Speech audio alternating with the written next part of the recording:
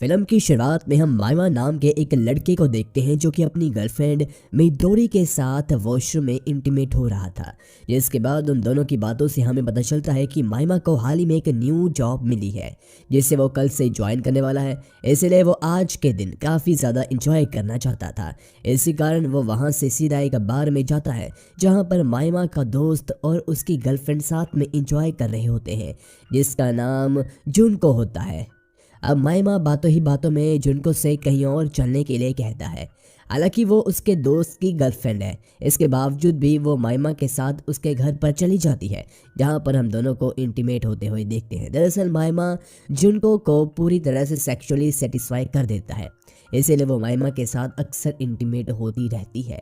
अब अगले दिन माइमा अपने ऑफिस को ज्वाइन करता है जहां पर आज उसका पहला दिन है। वहीं माइमा को उसका बॉस उसे उसकी बैठने की जगह दिखाता है। इसके बाद माइमा अपने ऑफिस के काम में लग जाती है। तभी उस ऑफिस में एक बहुत ही खूबसूरत लड़की आती है जिसका नाम कन्ना होता है और वो माइमा की सीनियर पोजीशन पर होती है। अब क्योंकि हमें जानते हैं कि माइमा एक प्लेबॉय टाइप लड़का है, इसीलिए वो कन्ना को देखते ही उसे पसंद करने लग जाता है और अब हर जगह वो कन्ना से बात करने के बहाने ढूंढता रहता है। जिसके बाद एक दिन जब सभी ऑफिस के लोग साथ में लंच कर रहे थे तब माइमा फिर से कन्ना पर ट्राई मारने की कोशिश करता है, जिस पर उसका कलीग उसे कहता है कि उसका ये सब करने का कोई फ़ायदा नहीं है क्योंकि कन्ना ऑलरेडी मैरिड है। ये जानने के बाद माइमा कन्ना से उसके पति के बारे में पूछता है तो कन्ना उसे बताती है कि वो यहाँ से दूर ओसाका में रहते हैं और वो एक लॉन्ग डिस्टेंस मैरिज में है। मगर ये जानने के बाद भी माइमा बाज नहीं आता और वो कन्ना के साथ फ्लर्ट करने का एक भी मौका नहीं छोड़ता, चाहे वो मीटिंग में हो या कई लोगों के बीच। इसीलिए कन्ना उससे परेशान होकर एक दिन उसे एक रेस्टोरेंट में मिलती है जहां पर वो उसे कहती है कि अब अगर उसने उसके साथ फ्लर्ट करने की कोशिश भी करी तो वह उसकी कंप्लेन आगे कर देगी। जिस बात से माइमा डर जाता है क्योंकि इस वजह से उसकी जॉब भी जा सकती थी। इसीलिए वो अपने बर्ताव के लिए कन्ना से माफ़ी मांगकर वहां से चला जाता है और अब अगले दिन माइमा कन्ना पर बिल्कुल भी ध्यान नहीं देता, बस अपने काम पर ही ध्यान देता है। लेकिन तभी माइमा के फ़ोन पर कन्ना का एक मैसेज आता है जिसे पढ़कर माइमा अचानक से शॉक्ड हो जाता है क्योंकि उस मैसेज में कन्ना ने लिखा था कि वो आज रात माइमा के साथ इंटीमेट होना चाहती है, जिस पर पहले तो माइमा को विश्वास नहीं होता। इसीलिए वो इस बारे में कन्ना से पूछता है जो कि उससे कंफर्म करती है कि हाँ मैंने ये मैसेज तुम्हें ही किया है। इसीलिए ऑफिस के बाद माइमा कन्ना के पीछे पीछे जाता है, फिर दोनों साथ में टैक्सी में बैठते हैं। लेकिन इस दौरान कन्ना माइमा से कोई बात नहीं कर रही थी जो कि माइमा को काफ़ी ज़्यादा अजीब लगता है। अब अगले सीन में हम माइमा को कन्ना के साथ कन्ना के घर पर देखते हैं जहाँ कन्ना उसके साथ इंटीमेट होने से पहले उसे एक वीडियो कैमरा देती है और उनके बीच जो होने वाला है उसे रिकॉर्ड करने के लिए कहती है।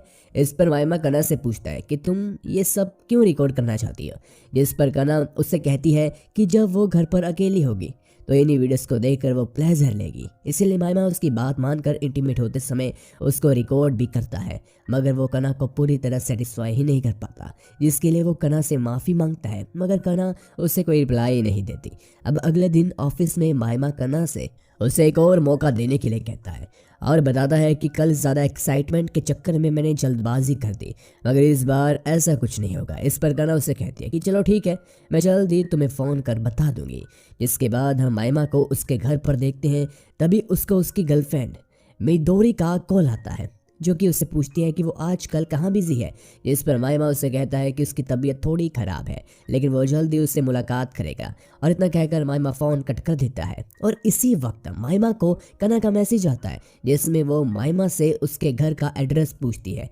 तो माइमा उसे एड्रेस सेंड कर देता है और कुछ देर बाद कन्ना माइमा के घर पहुंच जाती है और फिर से कन्ना माइमा को सब कुछ रिकॉर्ड करने के लिए कहती है। जिसके बाद दोनों इंटीमेट होते हैं और इंटीमेट होने के बाद कन्ना वहां से बिना कुछ बोले चुपचाप चली जाती है जो कि माइमा को बहुत ही अजीब लगता है। इसलिए ऑफिस में माइमा कन्ना से उसके इस बिहेवियर की वजह पूछता है कि वो उससे कुछ बात क्यों नहीं करती, जिस पर कन्ना उससे कहती है कि वो उससे मिलने के लिए वीकेंड पर उसके घर आ जाए, जहां पर वो माइमा को कुछ सरप्राइज देने की बात करती है।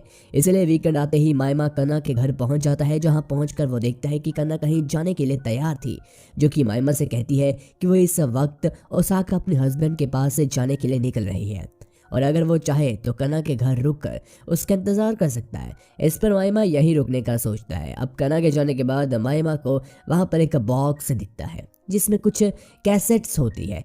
वो उन सभी को एक एक कर चलाने लगता है, जिसमें उसे दिखता है कि कोई अनजान आदमी कना के साथ इंटीमेट होने के साथ साथ उसको टॉर्चर भी कर रहा था। और फिर यूं ही वीडियोस में माइमा वो सभी वीडियोस दिखता है जो कि कना ने उससे इंटीमेट होते समय रिकॉर्ड करवाई।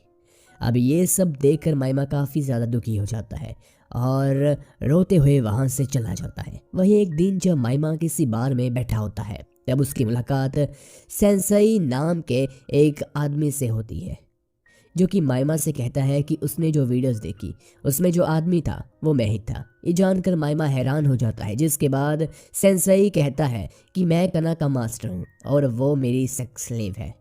मैं कना से इस बार में मिला था जो कि अपनी सेक्सुअल लाइफ से बोर हो चुकी थी, इसलिए मैंने कना को एक्साइटमेंट देने का ऑफर दिया, जिसके बदले वो मेरी सेक्स स्लेव बन गई और इस प्रोसेस के थ्रू मैं कना को एक ब्यूटीफुल लेडी में बदल दूंगा।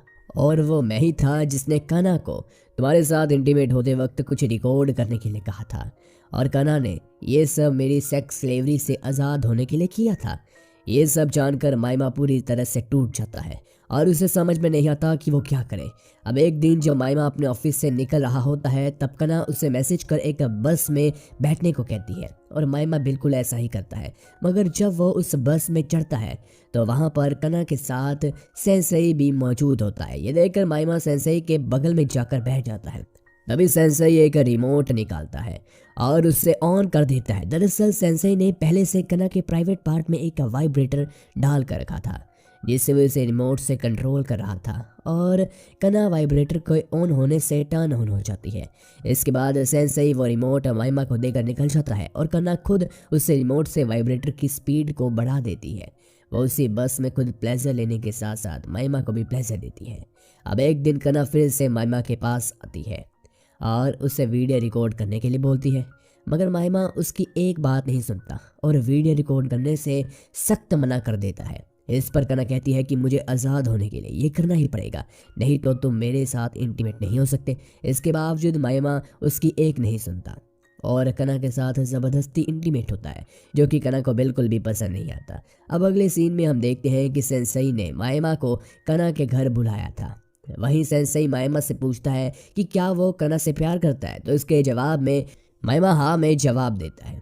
फिर सेंसई उससे कहता है कि अगर तुम कना को मेरी स्लेवरी से आज़ाद करवाना चाहते हो तो तुम्हें कना के साथ मेरे सामने ही इंटीमेट होकर उसे सेटिस्फाई करना होगा। और सेंसई की इस शर्त के लिए माइमा मान जाता है, जिसके बाद वो सेंसई के सामने ही कना के साथ इंटीमेट होता है, लेकिन वो कना को सेटिस्फाई नहीं कर पाता और इस शाम की वजह से वो एक कोने में बैठकर रोने लगता है। अब खुद सेंसई आकर कना के साथ इंटीमेट होता है और वो कना को पूरी तरह सेटिस्फाई कर देता है। जिसके बाद वो कना से पूछता है कि क्या अब तुम ब्यूटीफुल हो चुकी हो, तो कना इसका हाँ में जवाब देती है और फिर सेंसई कना को अपनी स्लेवरी से आज़ाद कर वहाँ से चला जाता है।